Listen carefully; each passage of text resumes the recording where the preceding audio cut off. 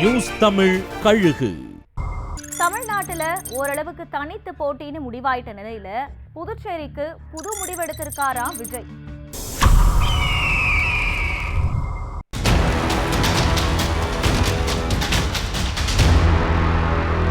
தமிழ்நாட்டுல திமுக கூட்டணி அதிமுக கூட்டணின்னு ஓரளவுக்கு இறுதியாயிட்ட நிலையில விஜய் தனித்து தான் களமிறங்குவாரு அப்படிங்கிறது கன்ஃபார்ம் ஆயிருக்கு.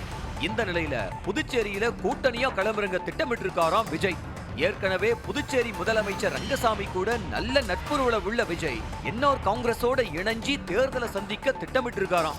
இது தொடர்பா புதுச்சேரி முதலமைச்சர் ரங்கசாமியை தாவேக்க தேர்தல் மேலாண்மை பொதுச் செயலாளர் ஆதவ் அர்ஜுனா விளையாட்டு நிகழ்ச்சி ஒன்றில் சந்திச்சு பேசினதா சொல்லப்படுது. நியூஸ் தமிழ் கழுகு.